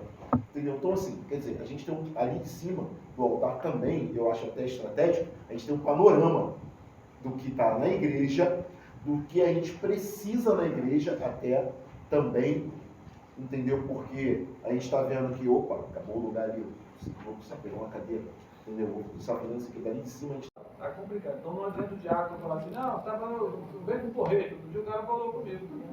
Não, deixa ele vir que eu vou deixar um porrete aqui. Pô, diácono com porrete, ele dá uma porretada no carro. O que vai dar? Depois, não é isso. Então assim, ele tem que estar cheio do poder de Deus, assim, mas tem pessoas que não é demônio. Pessoa que vem aqui, não tem que distinguir também. Eu vou falar, sai demônio quando não é demônio. Tem sem vergonha. Tem cara que assim, é meio luado um pouco e vem aqui perturbar. Né? Já tivemos experiência aqui com luado. Né? Então assim, tem experiência com luado e tem experiência com demoniado. Então assim, nós precisamos discernir quem é quem. Vamos lá, foco aqui. Discernir quem é quem. Mas umas coisas aqui, desses conflitos, agir com o máximo de discrição dentro do tempo. Se eu sei que tem um cara que ele é problemático, nós temos aqui um problemático, um menino que ele tem problema. Ele um dia ele arranhou o rosto de uma menina. Cara, deu um mal-estar dentro da igreja. O que eles fizeram? Conversamos com ele, sentamos com ele, falou, não queremos aqui, vai congregar em outra igreja, que ele não congrega não vai. Porque aqui não dá, senão o pai da menina vai levar você para a polícia. Aí ele adiantou nada. Todo mundo estava lá de novo, sentado. Aí o que eu fiz? Senta um diácono do lado dele. Ele senta, e chegou alguém, senta do lado dele. Aí qual foi a minha preocupação? Chamaram no culto da família, chamou os pais, estava todo para frente. Aí chamou a mãe também. Aí a menininha ficou lá sozinha do lado dele. Aí eu orando, todo mundo orando, eu de olho aberto, eu fiz sinal pro meu filho, ó. Do lado dele. Por quê? Foi do nada, ele foi querer passar no cabelo da menina, a unha dele grande, mas arranhou a cara da menina toda. Então assim, tem coisas que a gente assim, como é que eu vou. Aí eu assim, vou pegar um cara desse, o pai nervoso, pode bater, porque é filho, meu irmão, o cara pode descontrolar. Então, pode dar uma mal-estar dentro da igreja, dá alguma coisa, então assim, máximo de discrição possível, senta perto, se tu arrancar ele a força, vai dar problema, o cara força, a igreja não tem piedade, o menino é doente. Então hoje em dia a gente tem que tomar muito cuidado. Então assim, o máximo de discrição. É bêbado, tá quieto? Deixa ele lá dentro do culto. Começou a perturbar? Vem cá, vem tomar um copo d'água aqui, vem cá fora, traz ele para fora, e se é aquele lá fora, deixa ele lá fora. Mas sem força física, o máximo possível de não encostar a mão. Porque hoje em dia tu bota, daqui a pouco tá lá a igreja na internet. Igreja, em vez de cuidar, tá batendo. Em vez de cuidar, Mas aí sobre o caso de bêbado, lá na antiga Parmalat, na São Lourenço. E o cara entrou bêbado na igreja, começou a falar, o diácono foi pegar ele, né, para levar para fora. E ele tropeçou e caiu, se ralou, falou que foi o diácono que empurrou ele. Aí ele foi embora. Mas de repente ele voltou armado. Cadê o diácono que estava aí que eu vim matar ele? Aí a correria quebraram a igreja quase toda. Até o pastor foi esperto, saiu conversando com ele, aí deu um chute na mão dele, a arma caiu. Aí os obreiros aproveitou no fundo. Aí conversaram bastante com ele, vai deixar você embora, mas assim você vai levar. a gente tem que vigiar, assim, acontece vários tipos de coisa. Então, assim, mas tudo tentar com o máximo de discrição dentro da igreja. O máximo de discrição dentro da igreja. Já teve alguns, estou falando para que alguns casos teve aqui, teve um irmão que estava cantando no culto, aí ele pediu para botar a internet, a letra da do hino para ele. Misericórdia. Pô, botou a letra do hino, só que o Rapaz. nosso Wi-Fi que transmitia para o projetor era por Wi-Fi, não era por cabo. E vira e mexe ele caía, quando os irmãos conectavam muito, caía. Ele tá lá cantando o hino, o hino estava até inspirado. Tava bonito, tava? Pô, mas daqui a pouco a letra parou, ele perdeu o hino. Mas ele falou aí Poxa. que ia botar a letra, ele me prometeu. Deu um Então, fuzuê. ó, Deu. caiu. Não, mas me prometeu, mas a internet caiu. Rapaz, o homem parece que ele ficou cego. Ele Poxa. veio transtornado. Ele desceu Aí- do altar pra lá. Aí eu desci, encostei do lado dele, ele falou, tá falando com ele. Calma. Mas depois que ele botou em si, eu não falei. Aí a esposa dele, vou falar o nome, tá filmando, depois pode ir. Fulano, você falou, eu falei. Assim, a pessoa parece que descontrolou, ele saiu de si. Então, assim, tem que tentar fazer o máximo de descrição, por quê? As pessoas dentro da igreja ficam olhando. Então, assim, tem coisa que a gente tem que ser frio. Né? Alguém falou, rapaz, mas você é meu filho, eu dou um tapa na lata dele. Eu falei, mas não dá, assim, não, tá bom. Depois o cara caiu em si, aí você vai olhar, fica até com pena do comportamento que o cara teve, deixa embora. Mas, assim, o máximo de descrição possível. Por quê? Qualquer coisa que pode na igreja dá um escândalo. E, assim, é o nome da igreja. É assim, é a comunidade, aí vai todo mundo ser taxado, entendeu? Então, assim, a gente tenta fazer o máximo possível. Foi o que eu estava falando. A igreja pode proibir alguém de ficar dentro da igreja? A igreja é uma instituição privada aberta ao público.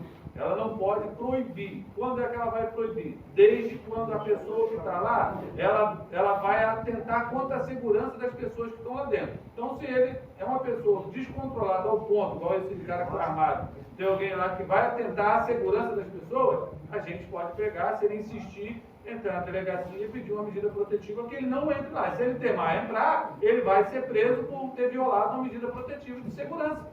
Porque assim, os irmãos não ficam em segurança quando esse cara está dentro da igreja. Porque se descontrola, ele pode vir com a faca e ninguém fica no culto. Imagina, estou lá glorificando, olho fechado, ele senta atrás de mim.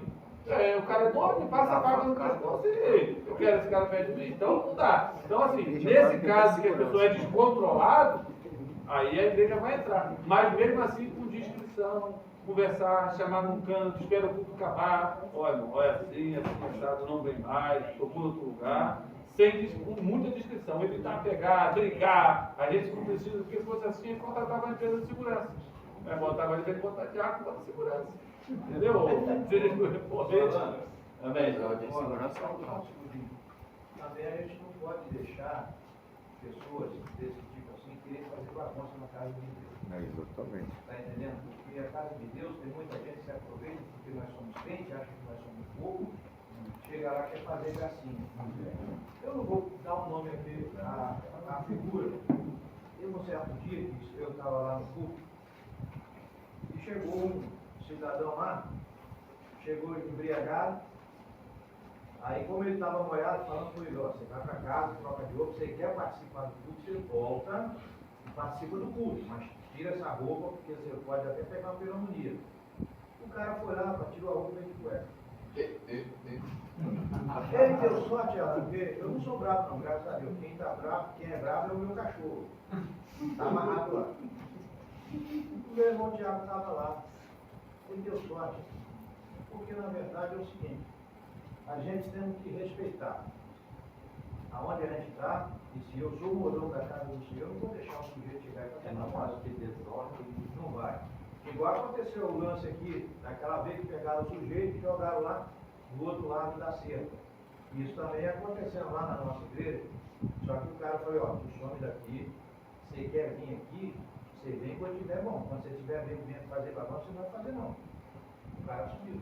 Não voltou mais. Então, Zé, mas esse cara no caso que vem de cueca, ele não é para ele nem ultrapassar a entrada da igreja. O diabo está pronto, já aborda ele lá fora. Não vai pegar ele dentro da igreja de cueca, vai pegar ele lá fora, não. E não. Ah, não, pode botar roupa. Quem está lá dentro nem vai ver esse cara de cueca. Não, assim, tem que ficar dentro ou lá fora. Então, por isso que é muito importante o diácono, quando está na portaria, ele não está conversando com o outro. É um prestando atenção no sul, um prestando atenção para fora. Um olha para cá. Agora, se nós dois ficam batendo papo, passa o cara de cueca. Aí, quando tu vai ver, o cara de cueca está lá dentro. Não, hoje eu estou na mesa de som, mas eu estou ligado no obreiro que está lá na porta. Porque se qualquer coisa ele precisar de uma ajuda, eu estou junto. Por quê? A gente tem que zerar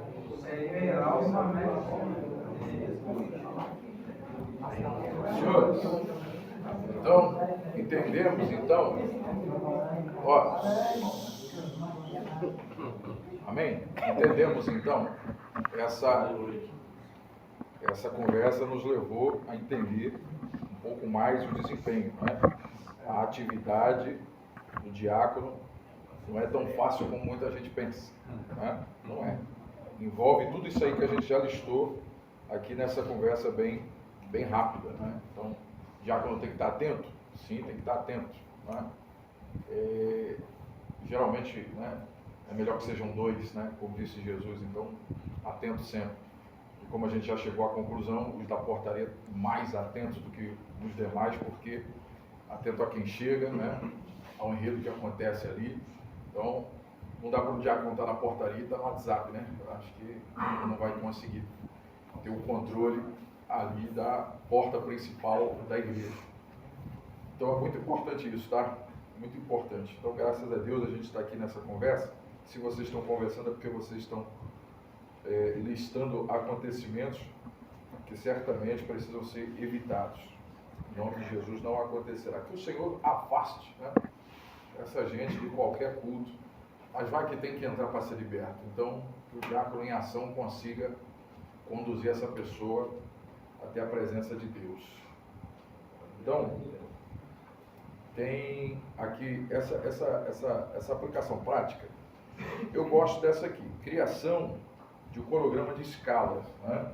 Eu acho importante que haja uma escala para os diáconos na casa do Senhor, porque existem muitas demandas, né? Pessoal, o povo vem com o culto, ele quer adorar a Deus, não é diferente de nenhum obreiro. Mas o diácono, no caso aqui do assunto, ele precisa estar afiado na execução do seu ofício.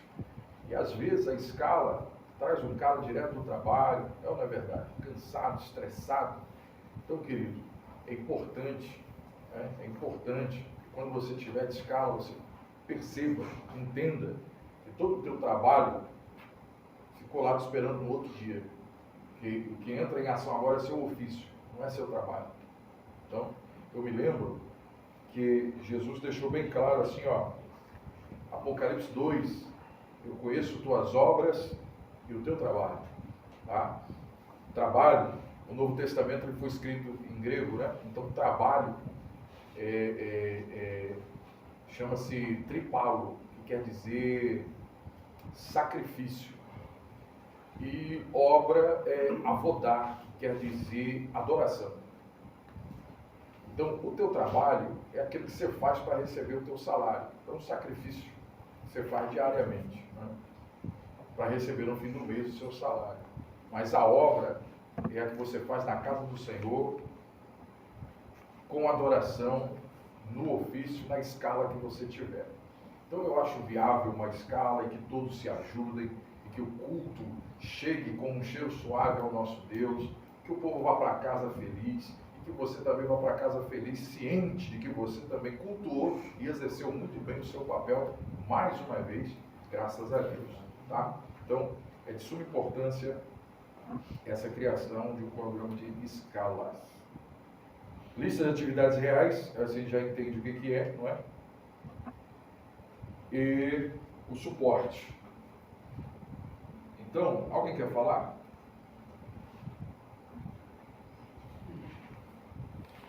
As crianças, todo mundo falou.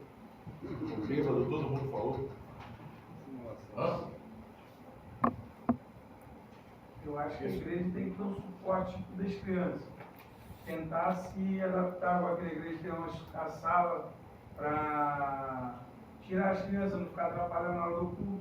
Que hoje em dia, igual ela falou, tá meio difícil mesmo você controlar.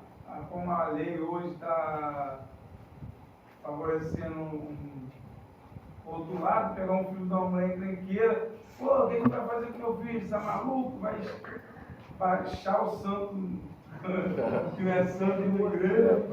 E, tipo assim, no meu ponto de vista, adequar uma igreja tem que ter um suporte, quer dizer, para botar as crianças ou desse tipo. Entendo. Mas, não, é óbvio que é viável, né? Como aqui já tem.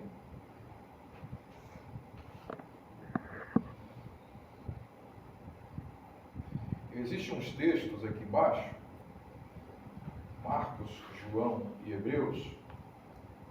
Eu vou só falar um. João, você pode abrir aí sua Bíblia? João 13, do verso 12 até o 17.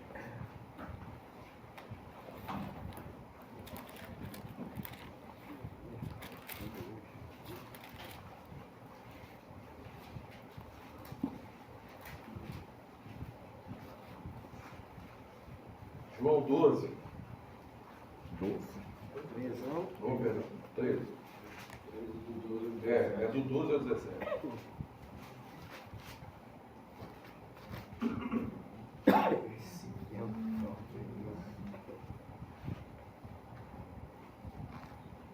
Quem pode ler para nós? Depois que ele lavou os pés, tomou as suas vestes, se assentou uma outra vez à mesa e disse: Entendeis o que vos tenho feito? Vós me chamais mestre e senhor, e dizeis bem, porque eu o sou. Ora, se eu, senhor e mestre, vos lavei os pés, vós deveis também lavar os pés uns dos outros. Porque eu vos dei o exemplo para que, como eu vos fiz, façai vós também. Na verdade vos digo, que não é o servo maior do que o seu senhor, nem o enviado maior do que aquele que o enviou. Se sabeis essas coisas, bem-aventurados sois, se as fizerdes. Ok? Então, com a Bíblia aberta, eu acho que os outros dois textos falam praticamente a mesma coisa, mas eu acho que esse aqui usa uma palavra, João usa uma palavra mais forte para falar diretamente ao diácono, tendo Jesus como nosso maior exemplo. Só o verso 13. Quem pode ler só o verso 13? Vós me chamais mestre, e Senhor dizeis bem, porque eu o sou. Então preste atenção, o verso 13 ele diz assim, ó, vocês me chamam de mestre e Senhor. Disseste bem porque eu sou. Essa palavra Senhor, permita eu te dar essa informação, Novo Testamento, escrito em grego, essa palavra Senhor é Kyrios, que quer dizer dono absoluto. Jesus está dizendo assim, vocês dizem que eu sou o Senhor. Ou ele está dizendo, vocês dizem bem quando dizem que eu sou dono de vocês por absoluto. Então, Senhor é dono absoluto. Ainda no verso 13, ele diz, vocês me chamam mestre, didascalos, que quer dizer instrução superior. Presta atenção, Senhor é mestre absoluto, Senhor é dono absoluto e mestre instrutor absoluto. Jesus é dono absoluto e instrutor absoluto. Ele é o topo. Ele é o que não concorre. Ele é superior a todas essas coisas. Agora, só o verso 15. Quem pode ler só o verso 15? Porque eu vos dei o exemplo para que, como eu o fiz, façais vós também. Esse termo exemplo do verso 15, hipodérmica, quer dizer um modelo ou um imitador. imitador a ser seguido. Olha ele dizendo, eu sou absoluto em tudo quanto se refere a vocês. No entanto, dei exemplo. No entanto, estou dizendo, imitem o que eu estou fazendo. Só o verso 17, por favor. Quem pode ler o 17? Se sabeis essas coisas, bem-aventurados sois, se as fizerdes. Ou seja, bem-aventurado quer dizer feliz. Então Jesus está dizendo, se você sabe que eu sou seu dono absoluto, o seu instrutor maior, e te dei exemplo do que fazer, você será bem feliz. Se entende o que eu faço e se fizer em seguida o que eu fiz. Então não vejo nenhum outro exemplo maior, senhores, de ser diácono do que Jesus. Absoluto em todas as coisas do que se refere à nossa vida, e ele lava o pé de todo mundo. Agora, lavar o pé naqueles dias de Jesus era uma função de um escravo. Literalmente isso, função de escravo. Se você chegasse na minha casa com o pé empoeirado da viagem que você fez para chegar, eu pegaria o escravo da minha casa, sentaria você, colocaria ele sentado no chão, ele lavaria seu pé, secaria e calçaria suas sandálias de novo. Então, os discípulos não aceitaram Jesus ser colocado na condição de escravo. Pedro foi o que mais se esperneou, e Jesus falou assim, o que eu estou fazendo agora você não está entendendo, mas você vai entender logo depois. Então, presta atenção, nós somos os diáconos do reino de Deus. Nós somos aqueles que sentamos para lavar o pé. O Senhor inverte a ordem, porque o reino de Deus anda na contramão do reino dos homens. Quem quer ser maior no meu reino, primeiro tem que lavar o pé de um menor. Então o que Jesus está dizendo? A ordem no meu reino ela é invertida. O grande aqui é o que serve, não é o que é servido. Então, se o senhor, diácono, homem de Deus, o nosso Senhor inverteu a ordem, sendo Ele o nosso exemplo, dizendo para nós, te abaixa e lava o pé de alguém menor do que você. Obviamente que isso aqui não é um literal, hoje não é um literal, mas indica que a gente precisa se colocar abaixo de quem está abaixo para ser considerado grande no reino de Deus. Entende? João Batista, a maior voz profética, a última voz dos profetas, seu nascimento já foi um milagre. Quando os discípulos perguntaram, João perguntou lá na cadeia se o Senhor é quem tinha que vir, eu tinha que esperar outro. Jesus disse, nascido de mulher, ninguém é maior do que João. Irmão, Moisés nasceu de mulher. E Jesus está dizendo, nascido de mulher, ninguém é maior do que João. Aí ele disse, porém, o menor no meu reino, eu considero maior do que João. Olha isso, campeão. Olha o que Jesus está dizendo, que o camarada que serve, o camarada que se abaixa para servir um menor, o camarada que se faz diácono no seu sangue, nas suas células, que vive com maestria a sua função, Jesus lhe considera o maior nesse reino. Aleluia. Então, tenha isso na sua mente, no seu espírito. Jesus olha para você e diz que você é maior no reino dele. Quem é que vai contestar isso? Quem é que vai dizer que não é? Não, a gente só precisa ter isso em mente e cumprir bem, como Paulo disse a Timóteo, cumpre bem o teu ministério. Então, cumpre bem, porque o Senhor Deus tem em você toda a expectativa, o céu tem em você toda a expectativa de que você cumpra muito bem o seu ministério.